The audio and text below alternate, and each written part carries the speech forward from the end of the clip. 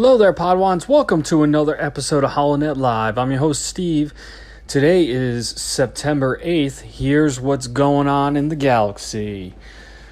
We get our first look at The Mandalorian Season 2 as Entertainment Weekly has just released an article giving us a look into Season 2 along with some quotes in an interview with several of the cast members and directors, producers of Mandalorian Season 2.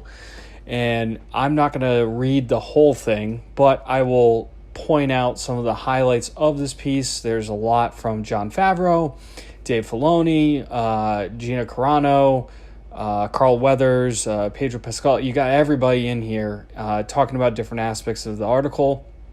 And so one of the first key points I see is Mandalorian audience score on Rotten Tomatoes was 93% fresh, not French, was higher than any live-action Star Wars title since the original trilogy, which is insane. I actually had no idea about that. So that's the first point that this article points out. Second, they talk about Favreau at least says another key factor with Mandalorian is Dave Filoni, who was obviously closely mentored by Lucas. And now Favreau does the bulk of the Mandalorian's writing, which is interesting, but obviously Filoni has a big impact in that, which they also dive into. Filoni talks about all the story threads and how they he even talks in Star Wars in this article, which is really cool. So you have a couple different viewpoints there.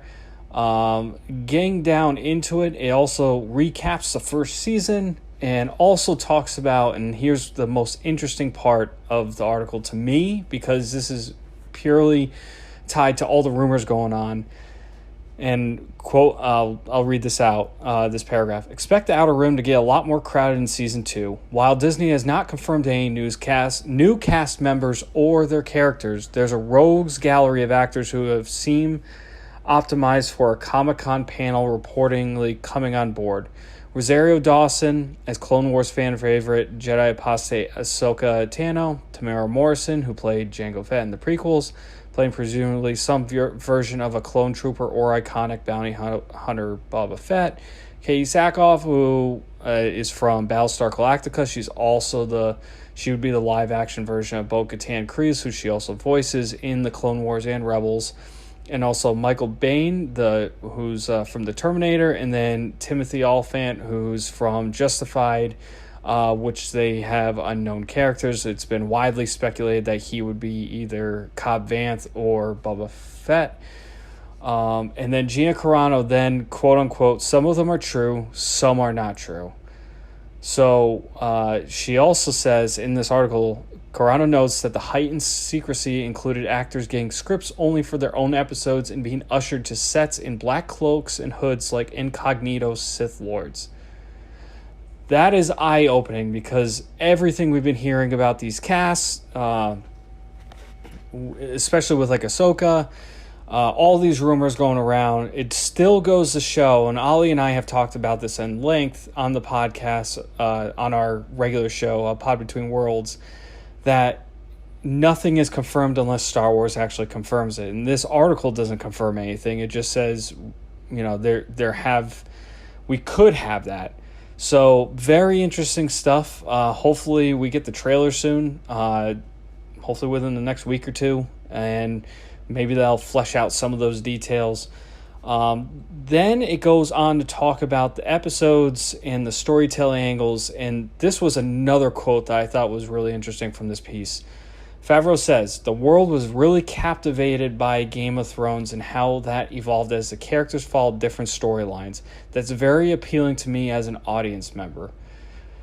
Now, we've also mentioned on the regular show too is Game of Thrones. I've been saying this all along, this, and Ollie has too, is that this opens up the door to many threads within the Star Wars universe and with canon. The Mandalorian can go in so many different directions because this territory has been hasn't been explored as much as it should have been or could have been. So while we have the sequels looming in the distance, 20 plus years away from the Mandalorian's timeline, but still there's a lot to get into and a lot of timelines and stories that we have yet to uncover. So this is awesome that they're looking at from that angle too, because Game of Thrones was super exciting when it came to, if you read the books and then watched the TV shows, and just every episode there was just one thing after another, and it got people hyped. And if you're a big Game of Thrones fan, you know exactly what I'm talking about. So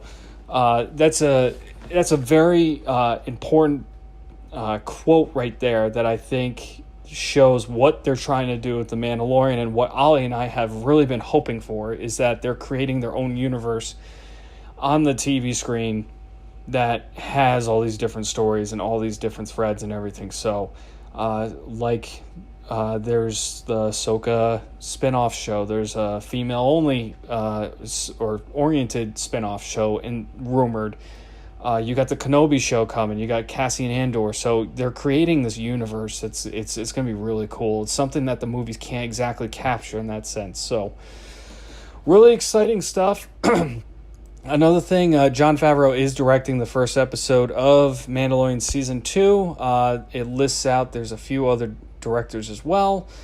And I believe there's a couple quotes in here by Giancarlo Esposito, which he's Moff Gideon, which is really cool.